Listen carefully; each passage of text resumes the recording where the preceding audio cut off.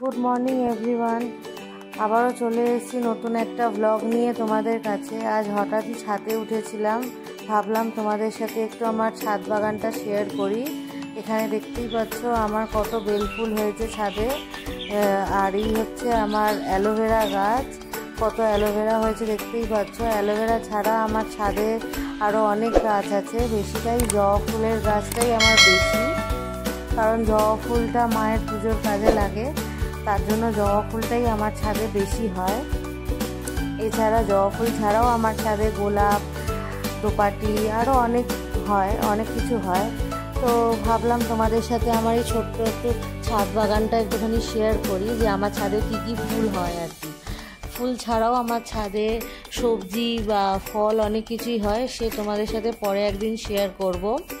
তো দেখতেই পাচ্ছি এখানে সর্ষে গাছও হয়ে গেছে আমার ছাদে, যদিও আমি টবে সর্ষে খোলটা ব্যবহার করি, ওই জন্য সেই থেকে আমার গাছে সর্ষে গাছও বেরিয়ে গেছে।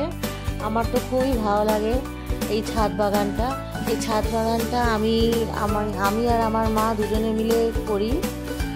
তো তোমাদেরও নিশ্চয়ই এরকম একটা ছোট্ট দেখে ছাদ বাগান আছে। যদি আমার এই ছাদ বাগানটা তোমাদের ভালো লেগে থাকে তাহলে অবশ্যই আমাকে কমেন্ট করে জানিও, আর আমার ভিডিওটা কেমন লাগলো সেটাও জানিও।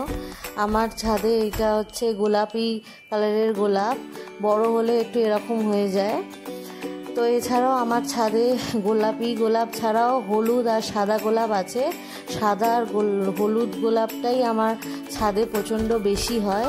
এছাড়া নানা রকম তো দোপাটি হয়ই।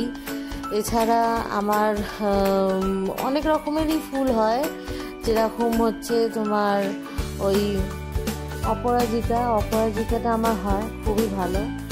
তো এই হচ্ছে আমার হলুদ গোলাপ, কত হয়েছে দেখতেই পাচ্ছ।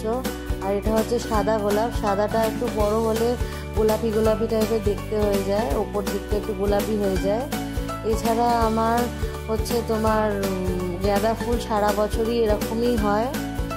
তো এছাড়া আমার ছাদে দুটো অপরাজিতার কালার আছে, একটা নীল আর একটা সাদা, আমার খুবই ভালো লাগে। তো আমার ভিডিওগুলো যদি তোমাদের ভালো লেগে থাকে, মানে আমার ব্লগটা যদি তোমাদের ভালো লেগে থাকে, তাহলে লাইক কমেন্ট শেয়ার করে দিও। তোমরা দেখতে থাকো, আবারও তোমাদের সাথে দেখা হবে নতুন একটা ব্লগে। ততক্ষণের জন্য টাটা, বাই বাই।